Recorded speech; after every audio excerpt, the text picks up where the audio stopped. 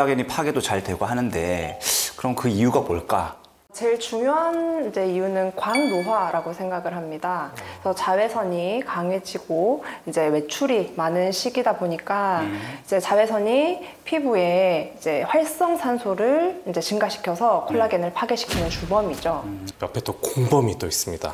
공범은 이제 열노화라고 해서 열에 의해서 피부가 노화되는 걸 얘기를 하는데요. 이상적인 이제 피부 온도는 이제 우리가 흔히 알고 있는 체온 뭐 36도, 37도 요 사이보다는 좀 낮은 한 31에서 2도 정도 됩니다. 그래서 온도가 조금씩 올라가게 되면은 이제 콜라겐을 분해하는 효소인 MMP라는 게 활성화하게 되기 때문에 우리 고개에 이제 콜라겐을 파괴를 하게 되거든요. 그래서 어쨌든 옆에서 이제 지금처럼 여름처럼 막 너무 덥고 지금 여기 촬영 장소도 너무 덥잖아요. 이게 막.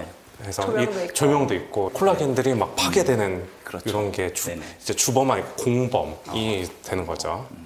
그래서 오늘 주제는 이 콜라겐을 지키는 법에 대해서 한번 얘기를 해볼까 합니다. 더워지면 파괴되는 피부 속 콜라겐, 식히면 지킬 수 있을까요?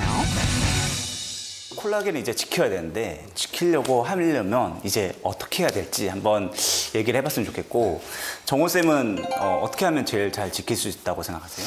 저희 비법은 요겁니다. 뭐예요, 그게? 저도 소품을 지난주에 재민쌤이 준비하셔가지고 저도 준비를 했습니다. 열심히 하시네요. 느껴지시나요? 제가 어떻게 지키고 있는지?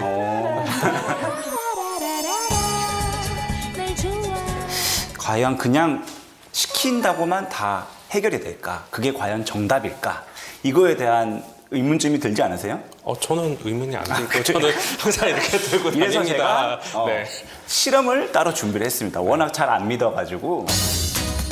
가만히 앉아 있어도 땀이 줄줄 나는 무더위에 외출하고 돌아오면 에어컨이나 선풍기 앞으로 직행. 보통 저렇게 열을 식히지 않나요? 실험은 어떻게 준비하셨나요?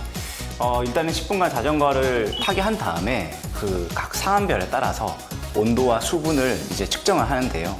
가만히 있을 때와 선풍기를 사용했을 때, 그리고 에어컨을 사용했을 때 운동을 마치고 각각 5분을 경과시킨 다음에 온도와 수분을 각각 또 따로 측정을 했죠. 가만히 열을 식히니 이상적인 31도까지 내려가지는 못했습니다. 선풍기의 경우 온도는 잘 내려갔지만 피부는 다소 건조해졌고요. 에어컨으로 열을 식힐 때 피부 온도는 뚝 떨어졌지만 훨씬 건조해졌습니다. 어떤 식으로 열을 내려도 피부 건조까지 유발.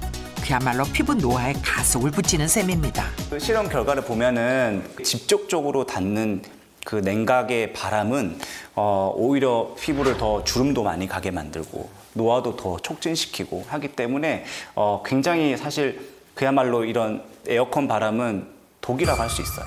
그렇죠. 사실 이론적으로 봤을 때는 조금 낮게 유지를 하는 게 콜라겐 분해 효소를 좀 활성화를 좀 덜 시키는 측면에서는 유리하지만 결국에는 피부 장벽 측면에서 보면은 이제 수분 함유율이 이제 피부의 건강에 중요한데 이제 그런 것들이 떨어진다는 것은 피부 건강에는 좋지는 않다고 생각을 합니다. 그러려면 가장 좋은 방법이 뭘까를 한번 생각해 봤을 때 저는 이런 목 쪽에 경동맥이 있는 쪽에 좀 수분을 좀 보충을 해주든지 묻혀준다 하면 조금 더 도움이 많이 되지 않을까 이런 생각이 얼굴로 드네요. 가는 혈액의 온도를 낮추는 거죠? 그렇죠. 네.